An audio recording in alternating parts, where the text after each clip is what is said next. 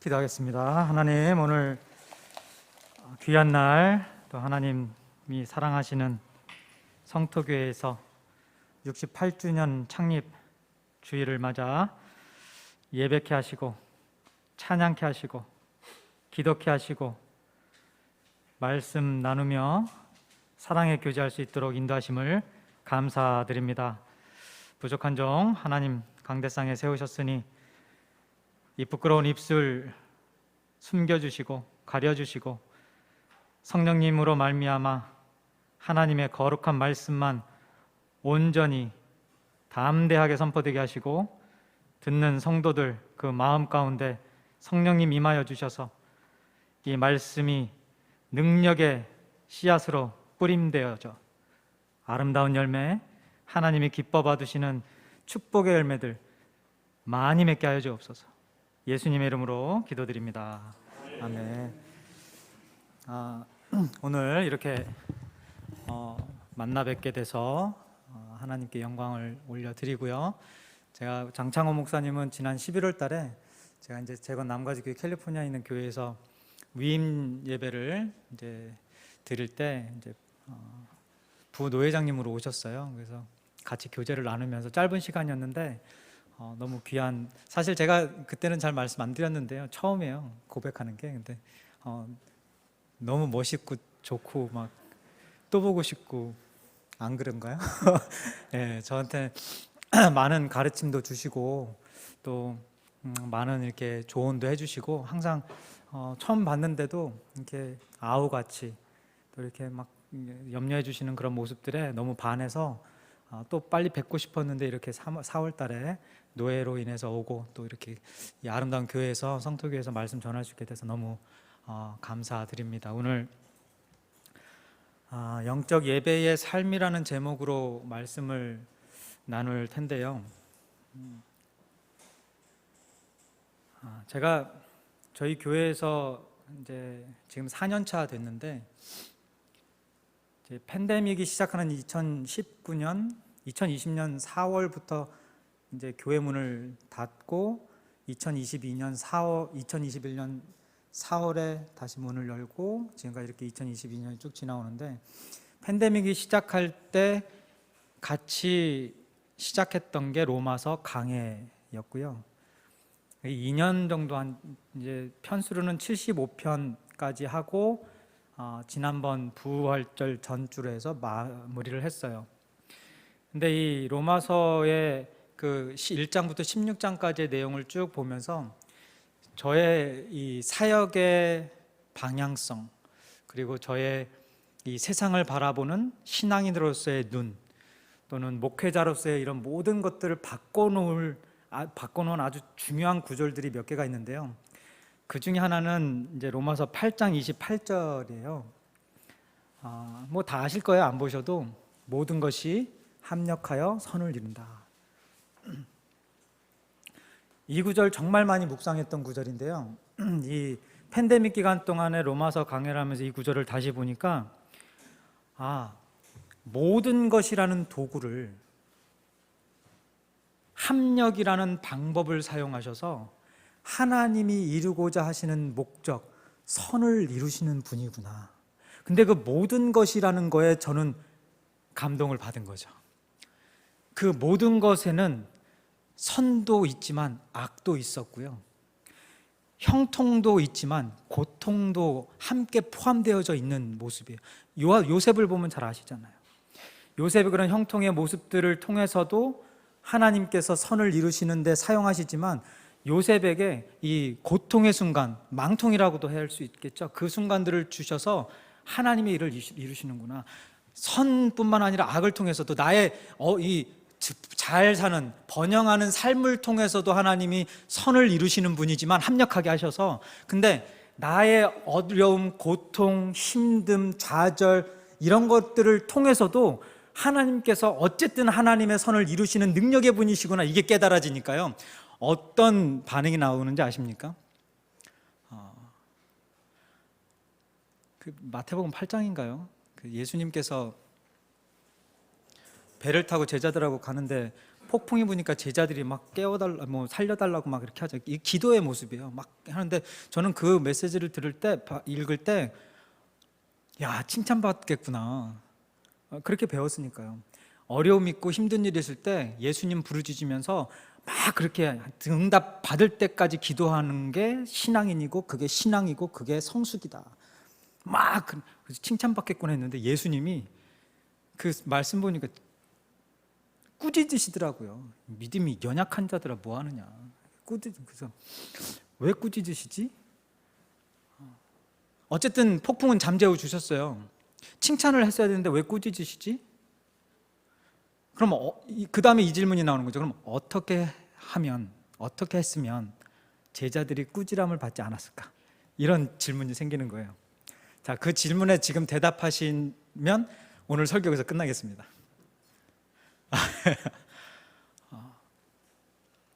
예수님 따라 했으면 됐겠더라고요. 예수님이 뭐 하고 계셨어요? 폭풍이 올 때 주무시고 계셨죠?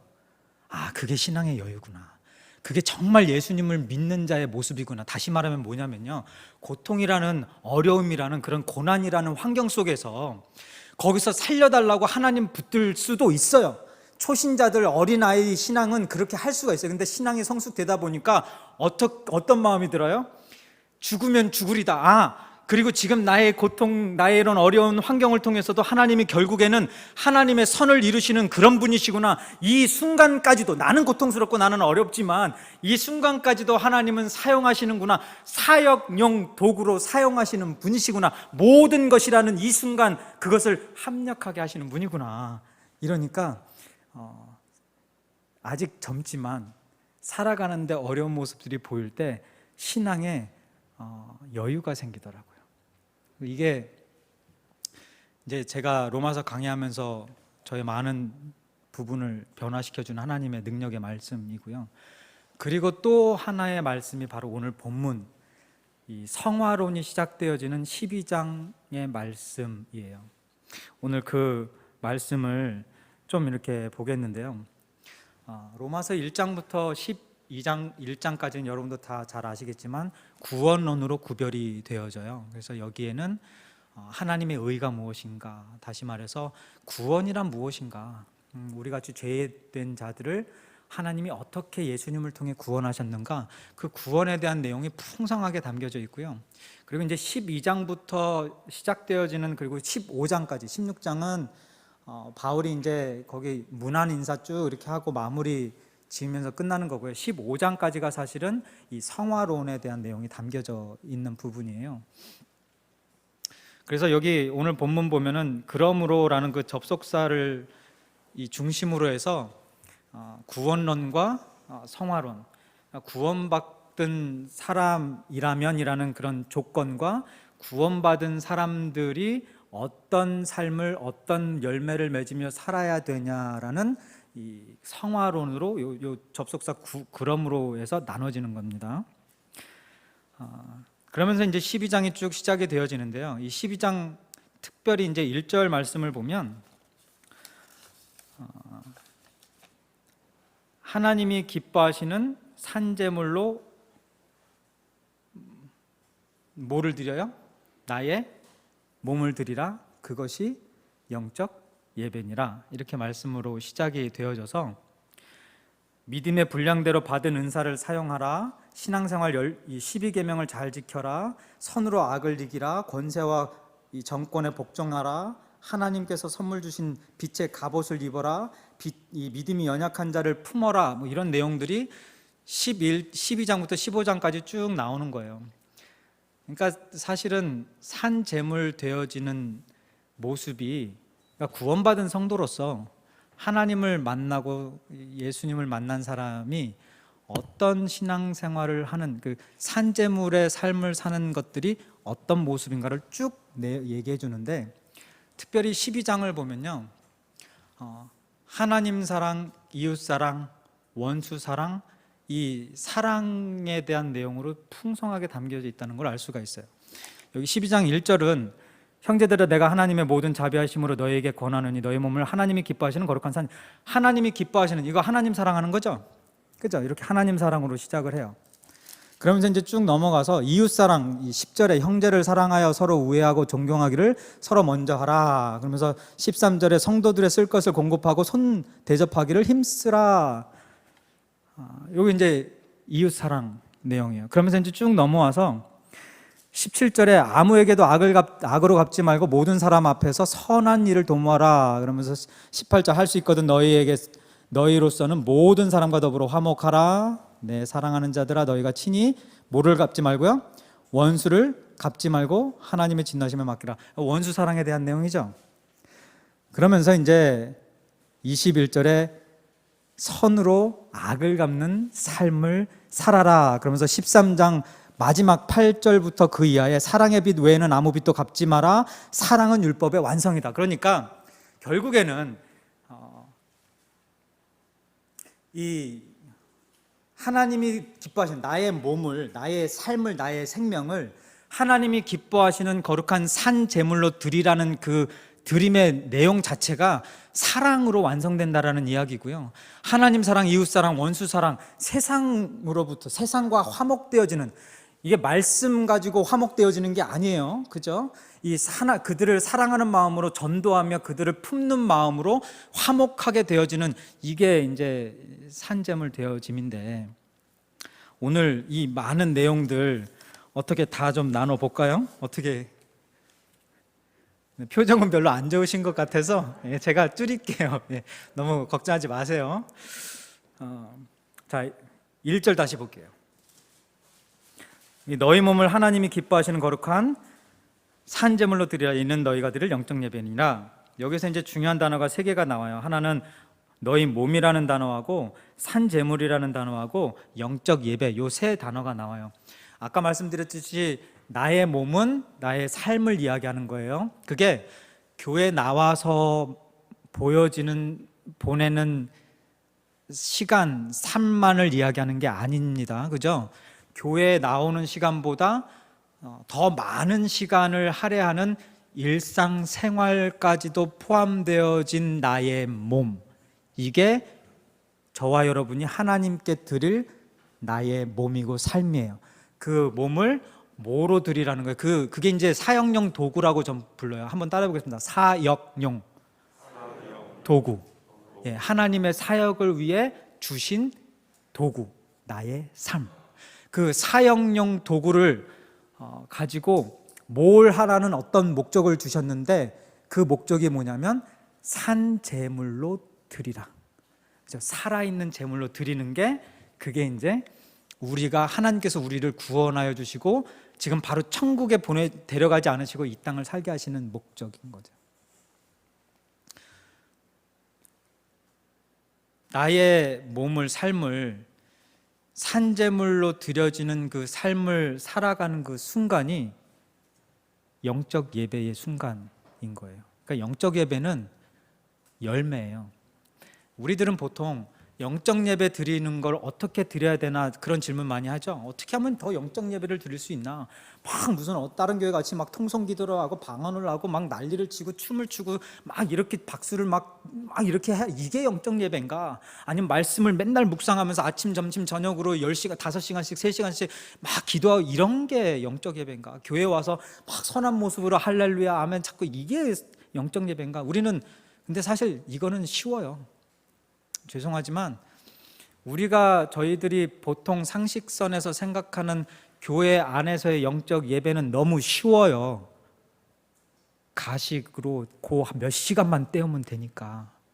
근데 진짜 영적 예배가 드려져야 될 일상생활의 모습 안에서의 산제물 되어지면 너무 힘든 거예요. 너무 힘든 거예요.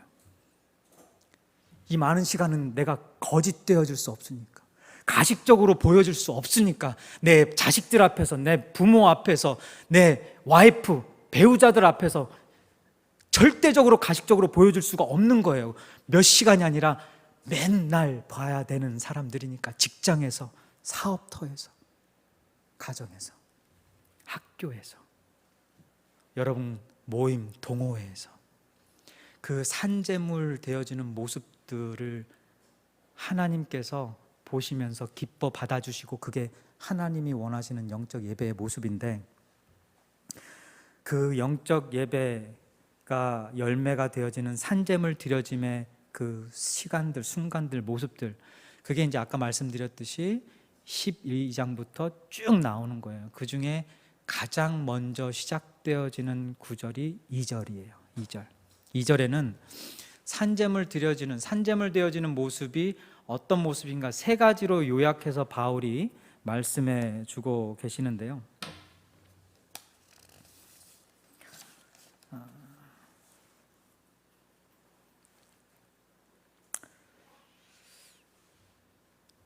먼저는 한번 좀 읽어볼까요? 12장 2절 우리 한 목소리로 같이 봉독하겠습니다. 시작. 너희는 이 세대를 본받지 말고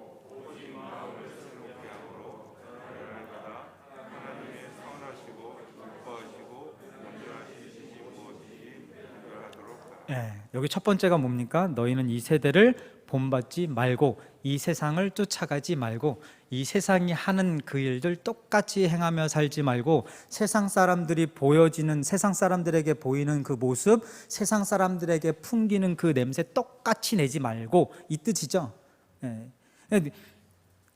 이 산재물로 드려지는 삶이라는 것이 세상 사람들과는 좀 다른 모습의 삶을 살아가는 것이 그게 성도라는 거예요. 근데 그게 단순히 교회를 나오고 안 나오고에서 그 차이가 나고 그 다른 게 아니라요, 분별되어지는 게 아니라 어디에서 분별되어지는 거예요? 결국에는 진짜로 분별되어지는 거는 일상에서예요. 일상에서, 매일매일의 삶 가운데에서라는 거죠. 여러분, 돈 좋아하시면 아멘. 왜 교회에서 거짓말 하세요? 저기 계시는 분들 다 보여요. 거짓말하지. 자, 돈 나쁜 거 아니죠. 어떻게 쓰냐가 중요한 거고, 그것이 어떤 이유로 어떤 목적으로 내가 갖고자 하고 소유하고자 하냐에 따라서 다른 거죠. 건강하는 거 싫어하시는 분 계세요? 안 계시죠? 건강은 좋은 거예요. 근데 건강하다고 다 좋은 건 아니죠. 신앙의 마음으로 볼 때 건강하지 못해서 하나님과 더 많은 교제를 나눌 수 있으면 그게 건강한 것보단 더 축복으로 봐야 되는 게 그게 신앙인의 모습이에요. 세상의 모습은, 세상 사람들은 일단 건강하고 내가 편하고 내가 잘 되면 좋은 거예요. 근데 성도들은 아니에요. 내가 조금 불편하고 내가 조금 손해보는 것 같고 내가 조금 뭔가 나에게 나쁜 것 같은데 이게 하나님의 사역을 위한 거네. 이게 한 영혼을 구원하는 일에 쓰임받는 일이네. 이게 나와 하나님과의 관계가 더 회복되어지는 길이네. 더 굳건히 견고히 거룩하게 세워지는 길이네. 이걸 깨닫게 되면 할렐루야, 아멘, 땡큐, 베리 마치가 되는 거죠. 이게 다른 거예요. 그러니까 여기서 말하는 이 세상은 우리가 사랑해야 될 대상, 쫓아야 될 대상, 같은 동반자는 아니다라는 거죠. 요한일서 2장 15절에 이런 말씀이 있습니다. 이 세상이나 세상에 있는 것들을 사랑하지 말라. 누구든지 세상을 사랑하면 아버지의 사랑이 그 안에 있다 없다? 있지 않다라고 말씀하고 있어요. 여러분,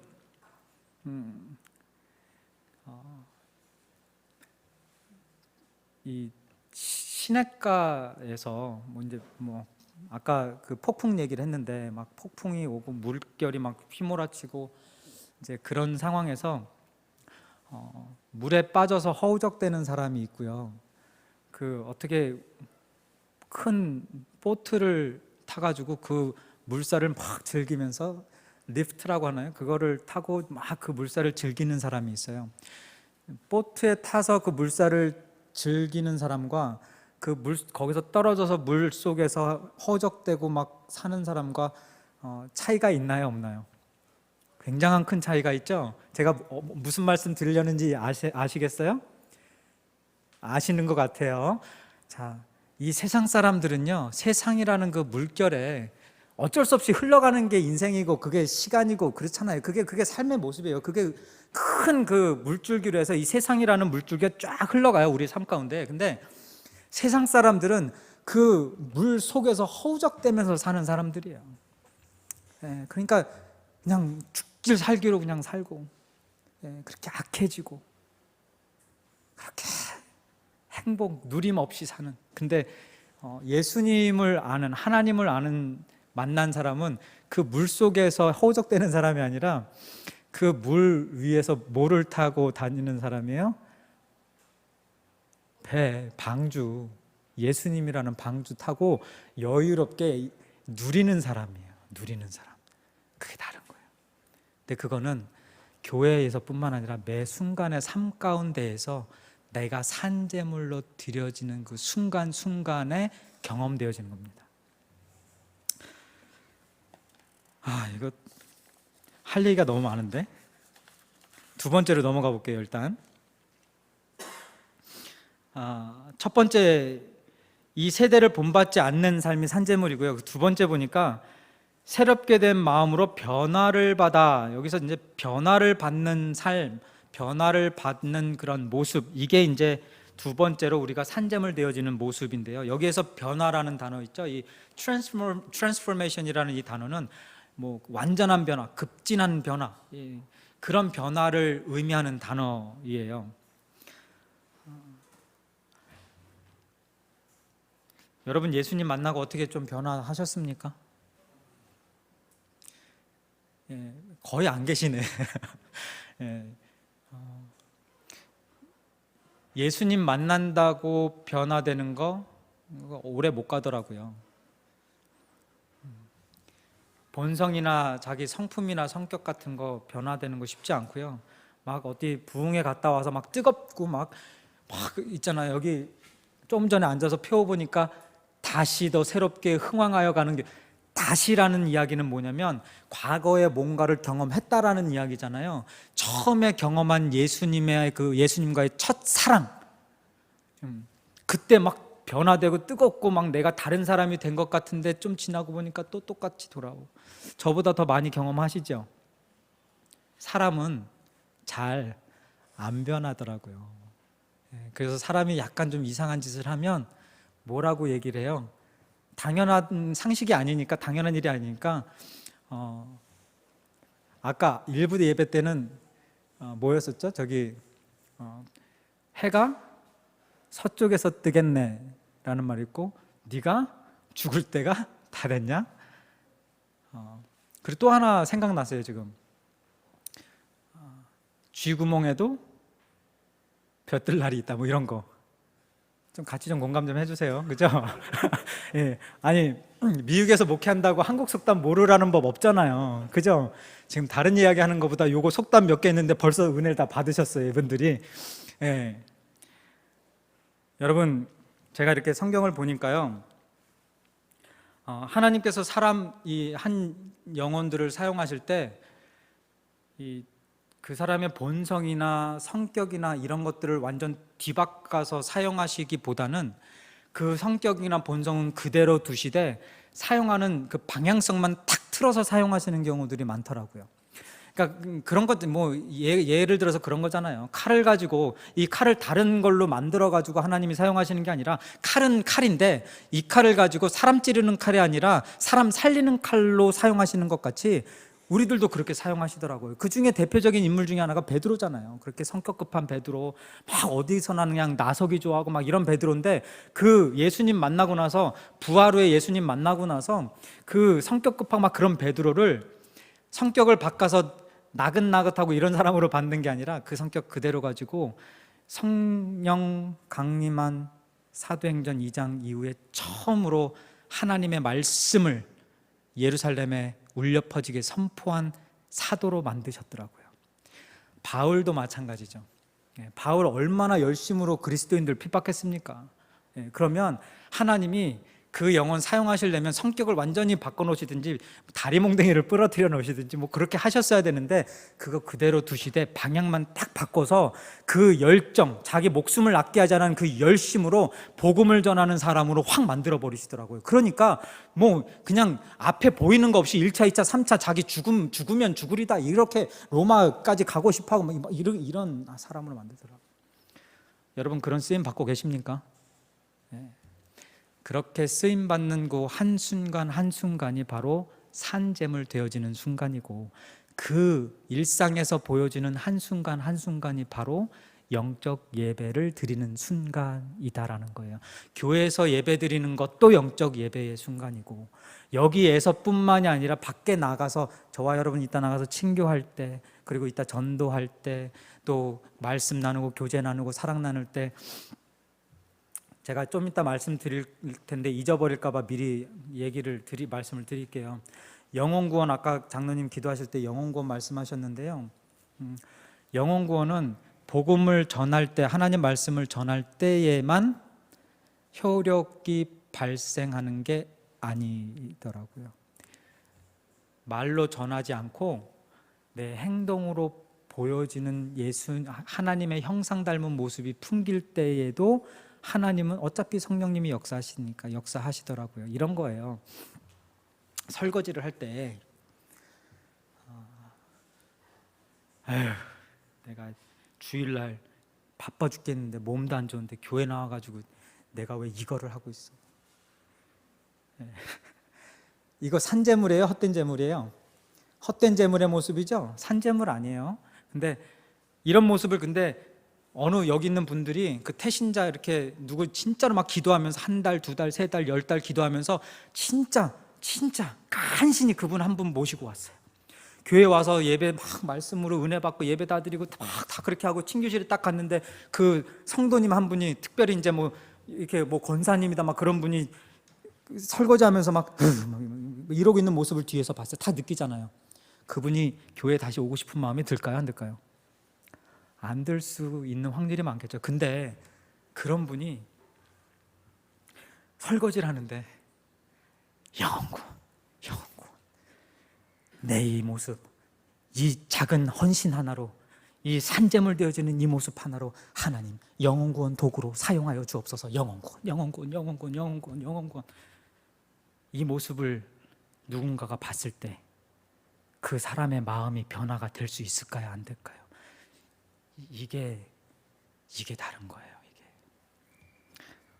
그 모습들이 바로 영적 예배의 순간들인 거고, 그 모습들, 그 산재물의 모습들을 하나님이 기뻐 받으시는 거라는 거죠. 이제 세 번째, 마지막으로 보겠습니다. 세 번째는 하나님의 뜻이 무엇인지 분별하는 삶이 산재물로 드려지는 삶이다라고 말씀하고 있어요. 그래서 12장 2절에 하나님의 선하시고 기뻐하시고 온전하신 뜻이 무엇인지 분별하라. 그러니까 이 세상을 본받지 말고, 이 세상을 따라가지 말고 세상과는 다른 삶을 사는데, 예수 그리스도라는 방주 위에서 그 물살을 따라가면서 마음을 새롭게 그러니까 변화를 받아서, 그러니까 하나님 여기를, 이 세상을 바라보고 있던 그 시선을 바꿔서 하나님이 이제 하늘을 바라보고 살아가는 사람들, 하나님을 바라보고 사는 사람들, 천국을 소망하며 사는 사람들로 변화되어져서 살아가는데, 그러면 그 다음엔 뭘 해야 되냐? 하나님이 원하시는 네 삶을 통해, 너의 삶을 통해 원하시는 그것이 무엇인지, 그 선하신 뜻이 무엇인지, 그 기쁘신 뜻이 무엇인지 그걸 분별하여 살아라. 여러분, 질문 드릴게요. 하나님께서 기뻐하시고 하나님의 그 선하시고 온전하신 뜻, 저와 여러분에게 생명을 주신 뜻, 목적 뭡니까? 다르게 질문할까요? 하나님께서 예수님을 왜 보내주셨죠? 글쎄요, 이런 분 안 계시죠? 하나님이 세상을 이처럼 사랑하사 독생자를 주셨으니 이는 저를 믿는 자마다 멸망이 아니라 영생을 얻게 하려. 영혼 구원하시려고 예수님 보내주셨구나. 예수님께서 이 땅에 왜 오셨어요? 내가 잃어버린 한 마리 어린 양을 찾고자, 인자가 온 것은 한 마리의 잃어버린 양을 찾고자 오셨다. 성령님은 왜 보내주셨어요? 성령이 아니고는 그리스도를 주로 고백할 수 없다. 믿음 주시기 위해서 주셨구나. 그러니까 하나님께서 예수님을 보내주신 하나님의 그 예정 안에서의 그 구원을, 하나님께서의 그 모든 이 땅에 있는 그 하나님의 역사 나라를 이루시고 창조하시고 우리를 이 땅에 보내주신 이유? 여러분 구원해 주시기 위해서, 저 구원해 주시기 위해서. 예수 그리스도 이 땅에 오신 이유? 저 구원해 주시기 위해서. 성령님 오신 이유? 저 구원해 주시기 위해서. 하나님의 선하시고 기뻐하시고 온전하신 뜻이 그거구나. 영혼 구원, 영혼 구원. 여러분, 이 영혼 구원의 일, 자, 한번 보세요. 내가 영혼 구원을 소망하면서, 아까 말씀드렸듯이 그 설거지하는 거, 내가 영혼 구원을 소망하면서 교회 청소 한번 하는 거, 내가 영혼 구원을 위해서 남편에게, 아내에게, 자녀에게 나의 본 모습을 보이려는 그 모습이 확 사라지고 예수 그리스도의 성품이 풍겨져 나오는 거, 성령의 열매가 막 이렇게 풍겨져 나오는 그 순간들, 그게 산제물 되어지는 모습이고 그게 영적 예배라는 거죠. 자, 여러분, 아버지의 손에 의해 번제단의 제물로 드려진 이삭을 대신에 번제물이 된 순양 아시죠? 자, 공통점 찾아보는 거예요. 구약의 5대 제사, 번제, 소제, 화목제, 속죄제, 속건제, 여기에 드려지는 모든 제물들, 땅에 떨어져 죽어지는 한 알의 밀알, 그리고 십자가에서 산제물 되어지신 어린 양 예수 그리스도, 이들의 지금 요 내용, 요 제물들, 예수님 공통점이 뭡니까? 제가 이거 숙제로 내드리고 싶은데 다음 주에 제가 없나 봐. 그죠? 예, 그래서 확인을 못 해요. 자, 그 공통점 3가지만 말씀드릴게요. 생명이 있었으나 그 생명 자체에 연연하지 않았다가 하나고요. 그리고 나란 존재가 포기되어지고 죽음이라는 것을 경험한 게 바로 제물이에요. 예수님을 포함한. 그리고 근데 거기서 끝나지 않고 이 가만히 보니까 이 제물들이 드려짐, 희생함, 죽음, 여기서 끝나지 않고 뭐를 나타나는 겁니까? 열매를 나타나고요. 생명을 나타나고요. 예수님의 십자가 죽음이 죽음으로 끝나지 않고 부활이라는 영생, 생명을 낳고 저와 여러분에게 영혼 구원, 이 구원이라는 그 생명을 주시더라고요. 내가 산제물 되어지는 것, 그 하나님께서 이 땅 가운데 나를 산제물로 살라고 하시는 이유가, 살려고 하시는 이유가, 나를 희생하는 내가 비워지는, 내가 십자가에 달려 죽어지는 그 모습을 통해서 영혼구원하라고 하시는구나. 그리고 그 영혼구원하는 그 순간이 바로 하나님이 기뻐하시는 영적 예배구나. 이게 깨달아지는 거죠. 이게. 할렐루야. 아멘, 아멘. 이제 말씀을 마무리 지을까 하는데요.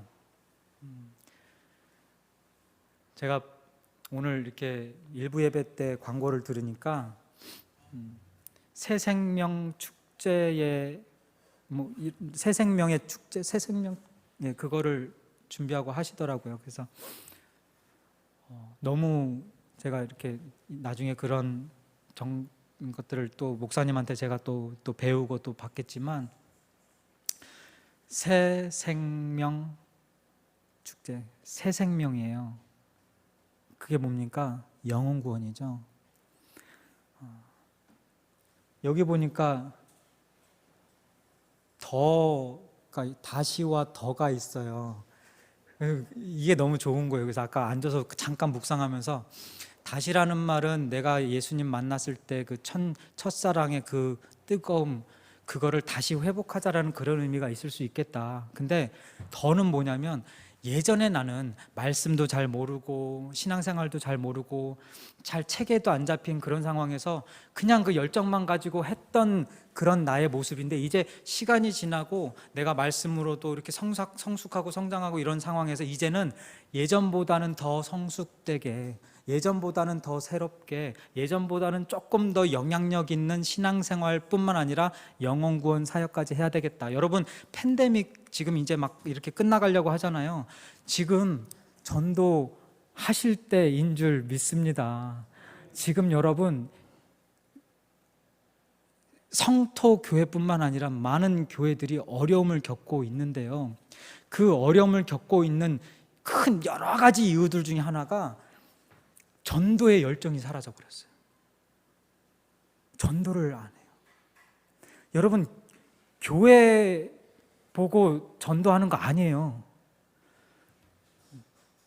교회 뭐 다른 어떤 이유가 있어서 전도하는 거 아니에요. 그냥 전도하는 거예요. 왜?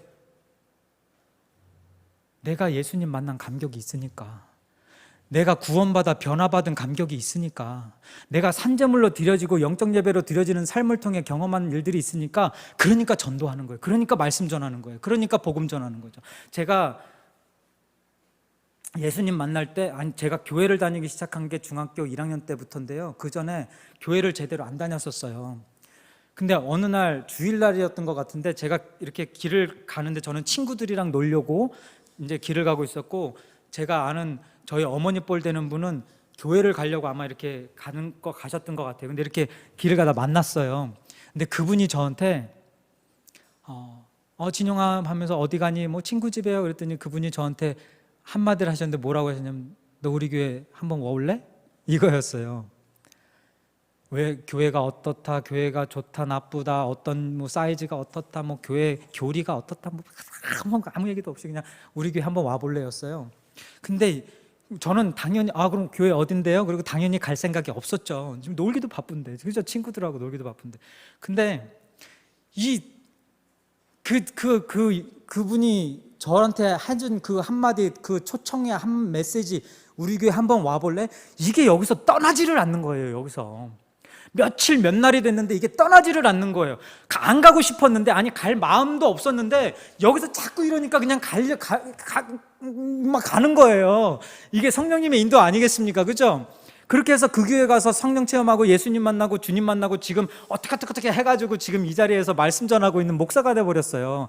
그 여자분, 그 길에서 만난 그 어른, 그분은 제가 목사 된지도 몰라요. 그리고 그 교회 갔는지도 몰라요. 좀 큰 교회여서 갔는지도 몰라요. 근데 저를 변화시키는 그 일에 쓰임받는, 그 산재물 되어지는 그 순간으로 쓰임받는 그 순간을 그 여성분이 경험하신 거잖아요. 뭐 하나 때문에 우리 교회 한번 와볼래? 너 저 교회 한번 가볼래? 우리 교회 멀어? 그럼 저 교회라도 한번 가봐. 여러분은 그분이 교회를 가게 될지 앞으로 어떻게 될지 전혀 알지 못하지만, 그 마음 안에서 그 영적 영 안에서 역사하실 하나님의 능력과 성령님을 생각하면서 여러분들을 변화시키는 그 성령님의 능력을 믿으면서 한번 하는 거예요. 뭘 해요? 우리 교회 한번 와봐라. 저 교회 한번 가봐라. 예수님 한번 믿어봐라. 손해볼 거 없잖냐. 그죠? 여러분, 애 낳는 거, 여기 애 낳으신 분들 계시죠? 저희 와이프가 애를 둘을 낳는데요.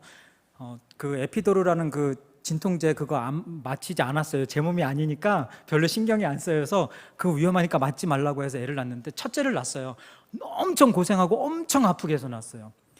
뭐 9개월, 10개월 동안 그 배 이렇게 불러가지고 자기 할 거 못하고 자유도 없어지고 막 그렇게 하는데, 그리고 나서 애 낳을 때도 또 엄청 고통스럽고 막 제 머리를 붙들고 하여튼 막 이랬어요. 그렇게 하고 낳는데, 근데 이상한 게, 애를 낳고 나서 한 6개월인가 1년 뭐 얼마 지났나 그랬더니 이 정신이 나가신 거죠. 그 제 와이프님께서 애 또 낳고 싶어. 아니 그렇게 고생해가지고 그렇게 고통스럽고 진짜 막 죽을 막, 그리고 임신 중독이 와가지고 다리통이 이렇게 붓고 막 촉진제 맞고 애 낳고 막 이랬는데, 좀 지나고 나니까 또 낳고 싶대요. 이게 어머니들 다 아시죠? 그 고통의 순간들을 겪으면서 또 애를 낳고 싶어 하는 그 이유가 뭡니까? 그 고통을 지나서 한 생명이 태어나는 그 기쁨, 그거 하나 때문에 이 모든 고통 또 한 번 감수할 수 있는 거예요. 전도가 그런 거더라고요. 한 영혼, 여러분 기도 대상자 있잖아요. 전도 대상자, 그 영혼을 품어서 그 영혼이 하나님 말씀 안까지 와서 구원의 기쁨을 누리기까지, 산재물의 삶을 살기까지, 여러분들이 그 임신한 것 같이 그런 고통이 따라요. 근데 그거 한번 경험하셔서 그 영혼이 생명으로 태어나잖아요. 그러면 또 하고 싶을까요? 안 하고 싶을까요? 또 하고 싶은 거예요. 그게 산재물의 삶이요, 영적 예배의 삶이고, 그 영적 예배의 삶, 산재물은 교회에서뿐만 아니라 여러분의 일상생활 가운데서도 매일매일 경험되어져야 되는 삶인 것이고, 성도 교회가 그런 성도님들로 풍성하게 매일매일 넘쳐날 줄 주님의 이름으로 믿습니다. 기도하겠습니다. 하나님, 산재물 되어지는 삶, 하나님이 기뻐하시는 나의 삶을, 나의 몸을, 나의 모든 일상 순간순간들을 하나님이 기뻐하시는 산재물로 드려져서, 그래서 그 삶이 우리의 영적 예배의 삶이 되어지고 하나님이 기뻐 받으시는 그런 삶을 살아가는 가운데에 하나님이 원하시는 영혼 구원 풍성하게 이루어 나아가며 많은 아름다운 열매 맺는 성토교회 되어지게 하시고, 특별히 68주년 창립주년을 맞아 새롭게 시작하는 가운데 더욱더 하나님께서 이제 이 교회를, 성토교회를 향해 부어주실 그 준비하신 그 영혼 구원의 축복 매일매일 간증으로 누리며 살아가는 저와 그리고 성토교회 모든 성도님들 되어질 수 있도록 하나님 역사하여 주옵소서. 예수님의 이름으로 기도드립니다. 아멘.